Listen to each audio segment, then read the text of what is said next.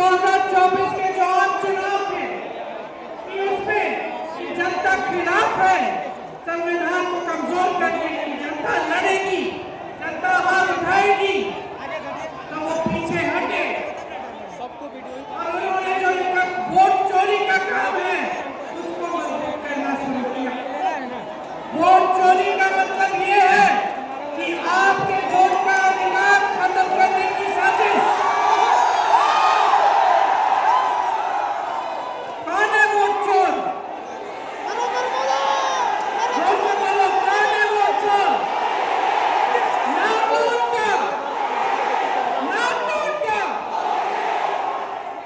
उनके साथ 3 और लोग हैं। सबसे पहला ज्ञानेश कुमार, बोलो मेरे साथ, ज्ञानेश कुमार। मेरे साथ बोलो, विवेक जोशी, एस.एस. संधू। ये 3 लोग हमारे चुनाव आयोग के सबसे बड़े अधिकारी हैं और इनको इतनी शर्म नहीं है कि इस देश ने उनको दायित्व दिया है, उनको जिम्मेदारी दी है कि हमारे लोकतंत्र की रक्षा करें, हमारे वोट की रक्षा करें, लेकिन इनको शर्म नहीं है। ये आपके यहाँ से बिहार से 65 लाख वोट काट गए हैं, काटे हैं इन्होंने। तो आप बताइए, क्या इनको पद के पीछे छिपने देना चाहिए? क्या इनको अपने पद के पीछे छिपना देना चाहिए? हाँ कि ना? नहीं, बोला नहीं छिपना है। क्या कुछ महीने बाद ये रिटायर होकर जेल की जिंदगी जी सके? ये अच्छी बात है। क्या ये देश इनको भूलेगा? क्या आप इनको याद रखेंगे कि नहीं? जिन्होंने लोकतंत्र के साथ, संविधान के साथ, इस देश की मिट्टी के साथ विश्वासघात किया है, उनको आप भूलेंगे कि याद रखेंगे? याद रखिए इनको, इनके नाम याद कर लीजिए। जैसे एग्जाम के लिए आप मुद्दे याद करते हैं, उसी तरह से ये 3 नाम। और चौथे, हमारे प्रधानमंत्री नरेंद्र मोदी जी। 5वें, उनके गृह मंत्री अमित शाह जी। इनके नाम आप याद रखिए, क्योंकि वो समय आया और आएगा कि देश को जवाब देना पड़ेगा। और वो समय आएगा जब आप अपने अधिकारों की लड़ाई को मजबूत बनाएंगे, अपने बिहार को मजबूत बनाएंगे। और जो आपके साथ विश्वासघात हो रहा है उसका जवाब आप मांगेंगे। आज मेरे तमाम नौजवान भाई यहाँ खड़े हैं, बताओ शिक्षित हो कि नहीं? किसने पढ़ाई की है? हाथ उठाओ। की है पढ़ाई? क्या किसी नौकरी के लिए परीक्षा दी? आपको मालूम है कि शायद 25 लाख बच्चे हर साल बिहार में ये परीक्षाएं देते हैं। देते हैं कि नहीं? फिर क्या हुआ? क्या हुआ? पेपर लीक हुआ, आपके रिजल्ट निकले, आपकी नियुक्तियां हुई, और जो तमाम सरकारी पद खाली पड़े हैं बिहार की सरकार ने भरे। आप शिक्षित हो, बेरोजगार क्यों हो? बेरोजगार क्यों हो? मैं बताऊं? देखो, एक जमाने में अगर रोजगार लेना था, ढूंढना था, तो कहां से मिलता? सबसे पहले खेतों से। खेती किसानी से आप कमा सकते थे। यहाँ पे जो बुजुर्ग बैठे हैं, किसान हैं, बताएंगे कि खेती से कमा भी सकते थे और रोजगार भी बनते थे। क्यों बहने, सच बात है कि नहीं? खेती में काम करते थे, मजदूरी का काम करते थे, या अपनी खेती होती थी तो कमाई हो जाती थी। आज क्या परिस्थिति है? कमा के देखो, सुबह से शाम तक खून पसीना बहाओगे, खेती में काम करोगे, लेकिन कमा नहीं पाओगे। सरकार से कोई मदद नहीं मिलती किसानों को। आपको उपज का दाम मिल रहा है? नहीं मिल रहा है। आपको न्यूनतम समर्थन मूल्य मिलता है? नहीं मिलता है। खाद के वितरण के लिए कितना इंतजार करना पड़ता है? आपको ताज्जुब होगा। मैंने यूपी में काम किया है। यूपी में मैं ललितपुर गई थी। ललितपुर में किसान वितरण की लाइन में खड़ा हुआ, 2 दिन खड़ा रहा। वो वहां से निकलना नहीं चाह रहा था, क्योंकि वो सोच रहा था कि जब खुलेगी, अगर मैं यहाँ खड़ा नहीं होगा तो मुझे खाद नहीं मिलेगी, मैं बर्बाद हो जाऊंगा। खड़ा खड़ा कुछ नहीं खाया, कुछ नहीं पिया, वहीं पे गिर के मर गया। ये है हालत आज जिस देश की जहां भाजपा की सरकार है। वहां भी 10 सालों से भाजपा की सरकार और यहाँ एनडीए की सरकार, और केंद्र में भी ना आपको खाद मिलता है। आप पेट्रोल डीजल खरीदने जाते हैं तो टैक्स पे टैक्स, महंगा से महंगा बन गया है। ट्रैक्टर पे भी टैक्स है, हर चीज हर सामान पे टैक्स है। आप कमाएंगे कैसे?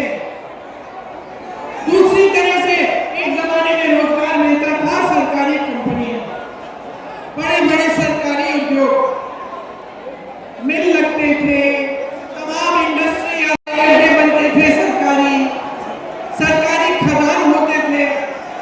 आज क्या समस्या है? नरेंद्र मोदी जी ने लगभग सारे सरकारी जितने भी बड़े उद्योग हैं अपने 2 बड़े उद्योगपति सेठों को दे डाले। कौन है ये सेठ? कौन बताएगा?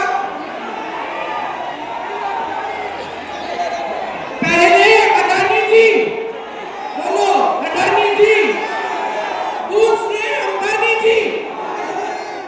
आपकी सारी संपत्ति इन दोनों को दी गई है। आप मोदी जी को कभी गांव में देखते हैं? देखते हैं? कभी घर आए हैं? कभी किसी किसान के घर में खाना खाया है?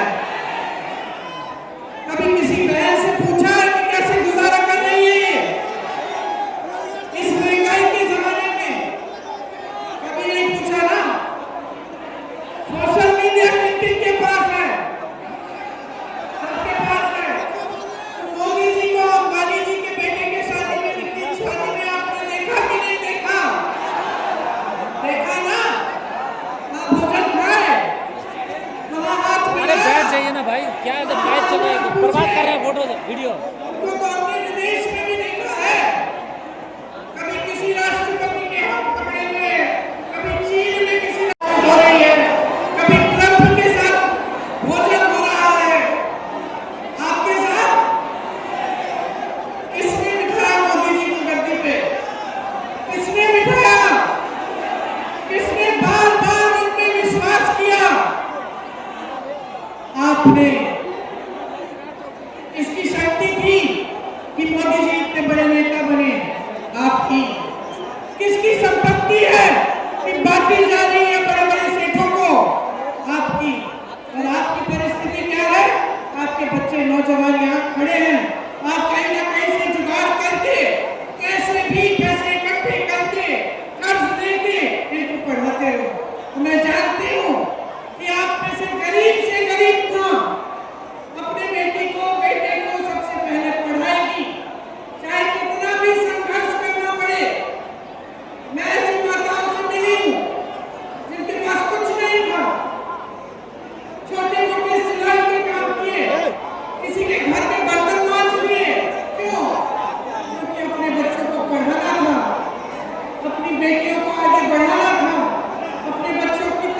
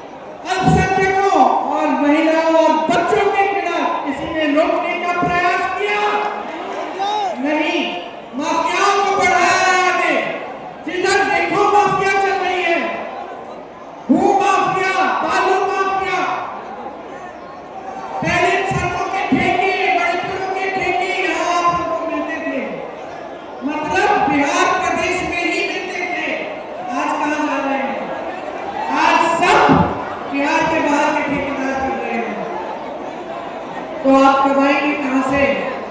जो बड़ी बड़ी कंपनियां थी उसमें रोजगार बंद हो गए हैं, और जो अभी भी खुले हैं उनका निजीकरण हो रहा है या फिर ठेकेदारी में काम हो रहा है। कल परसों में गए, एक बड़ी फैक्ट्री थी, चीनी की मिल थी, वो चीनी की मिल बंद हो गई थी। चलिए सरकार ने खुलवा दी, खोल के पता क्या किया, जो बिहारी लोग उसमें काम करते थे उनको वापस नौकरी पे लगा तो दिया, लेकिन 40,000 रुपए से उनका वेतन 15,000 कर दिया ठेकेदार पे। ये है नियत इनकी। तो ना आपको बड़े उद्योगों से या सरकार से रोजगार मिल रहे हैं, ना आपको खेती से मिल रहे हैं।